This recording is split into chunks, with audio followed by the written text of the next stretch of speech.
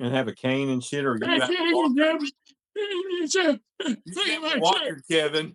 This is Pac-Man. This is a real video game, not your granddad automobile. VR. You've been waiting for that ever since I had teeth. You're dirty and rotten. And who wants to bang a digital whore? I like to bang real ones. Fears of War Gaming Podcast. But I do have an idea. I do have an idea for our final video of the year. Is we just take a few minutes and say nothing but positive stuff. I'm sure that will probably make the YouTube algorithm explode, you know, due to all the rampant negative. Yes, you will have to say something positive, Matilda. Yes. No, there's people that do positive stuff on YouTube. It's about mixed 50-50. I literally saw the hamster on the wheel thing as you were thinking.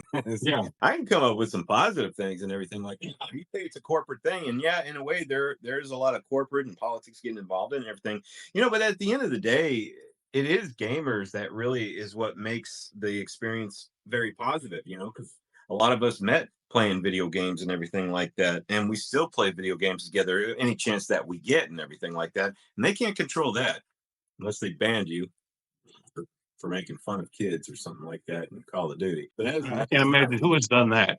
That's another time. Gaming's still fun to me and everything. It's always going to be a thing for me, but I'm going to try to steer more away from the negativity of the things, because it seems like that's just like what a lot of people want to thrive on and everything. And I kind of want to thrive more on the positivity and outlook of gaming. So yeah, I'm definitely on board with that. Absolutely. Gaming has just really taken a pretty big turn, with recent events and everything like that. And I am kind of excited to see what 2025 is going to bring and whatnot. I think I'm going to go full throttle more on video game collecting, because I've now reached the 1100th mark of games in my collection. And one of them I got. What was your 1100th game? I'm glad you asked that. Matilda, because honestly, it's a game I always wanted to play. I never played it. Was that the game that you were rubbing into my face a couple weeks ago when you were talking to my wife? No, that one was just something. Especially for what you paid for that too. No, I paid $2 for a almost like very good to like new condition of Metal Gear Solid, the first for PlayStation 1. I found it in like this. I call it a Christian thrift store, so to speak. I looked up, and then I looked up again. I was like, no, surely can't be. Oh, and then it had the manual and everything. I was like, I had to post that immediately in the parking lot. I posted it on my page, and I already went up to like 500 views on that shorts and everything. I was like, this is really cool. It's like one of those things. It just proves that you still can find some really cool bangers out there, back in the day games in the wild, and I wanted to share that with people, because retro gaming collecting, or any kind of video game collecting, when you're looking for something very specific, it's become very expensive with the price increases that's gone up and everything. But no, that was not my 1100th game. I purposely made this my 1100th game by adding it on an app that I'm using called Game Eye, and it organizes and catalogs all my games for me. Not sponsored by them, but I'm open for offers.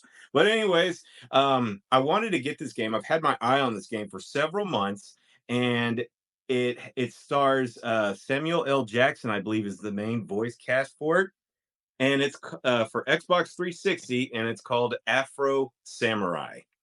And so I'm really looking forward to seeing if I can boot up the old 360 and play it and everything like that, because somebody told me that it was like a really good game, and then they said there was a part 2 out, and I'm like, seriously, at a part 2? I was at a friend of ours, BJ's shop, and one of his employees was telling me about it and everything. So I was like, I didn't even know they made part 2.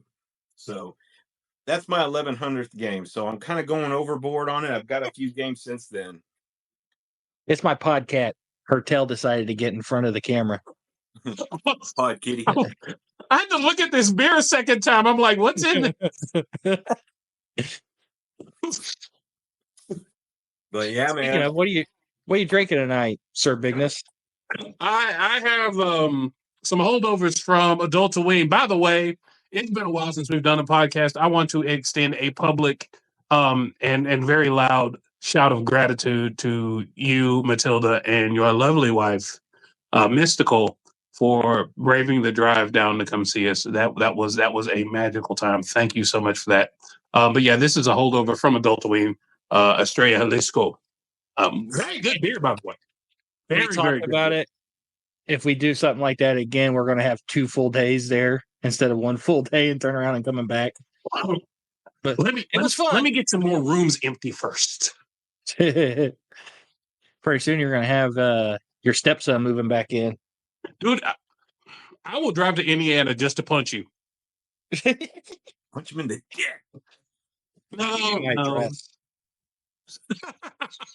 But then again, make sure you're back home before Thursday because we're possibly having a snowstorm going into the weekend. We're looking to have the same setup as we did in the year of 2013, 2014, where we broke the record for the most snowfall in the winter of like 55 inches total for the winter. Yikes. Like 6 feet of snow.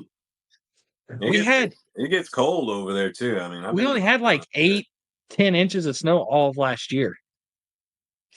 And we average about 22 inches of snow a year. So we've been below average the last couple of years, and now it's just everything's setting up where we're going to pay for it.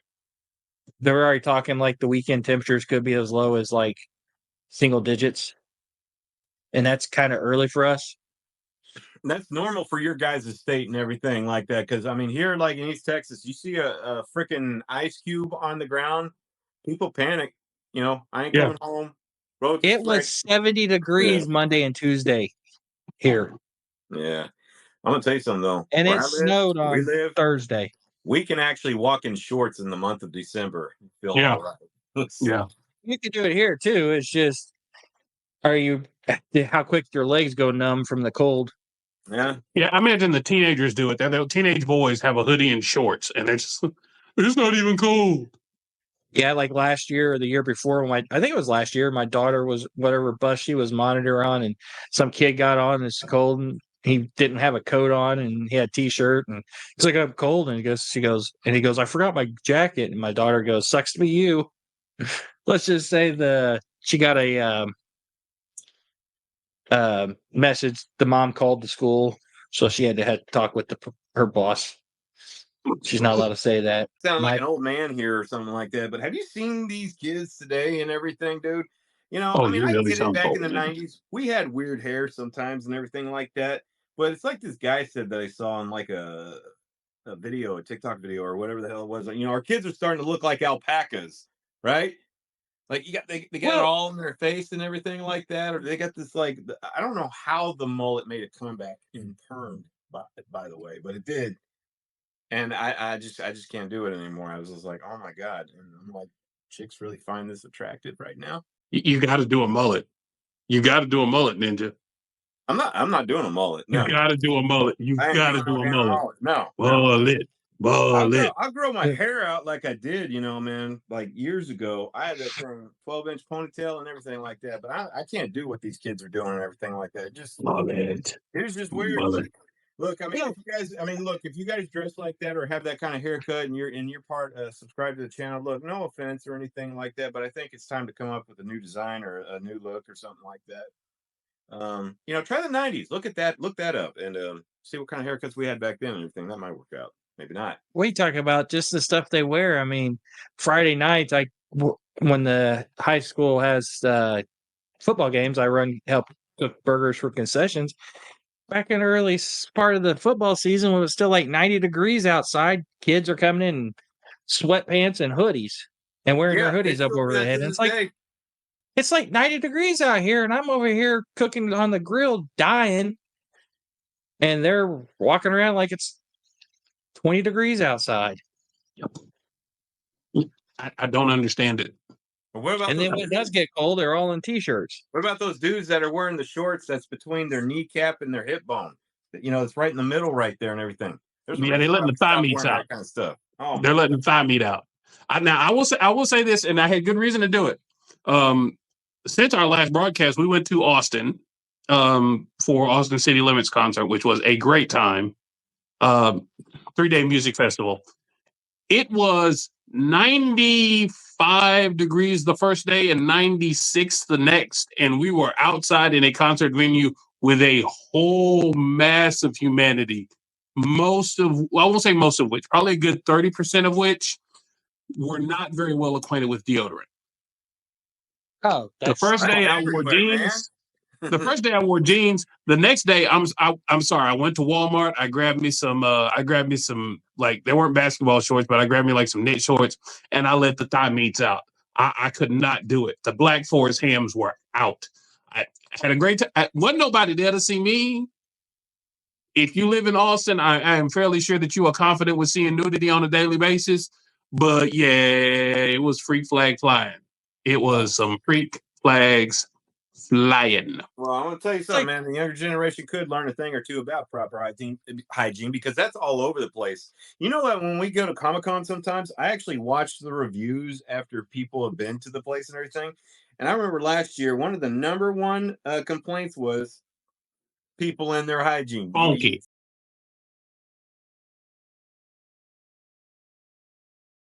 Yeah, oh my God, the Funky. funk was bad. FAWNKIE. Funky. Yeah.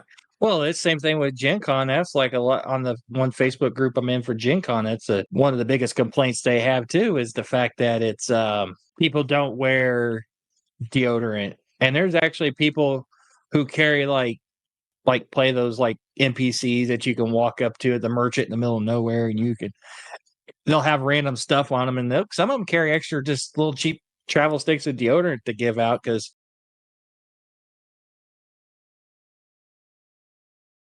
people don't wear deodorant. And the sad part is a lot of those people really can't afford to really be at Gen Con.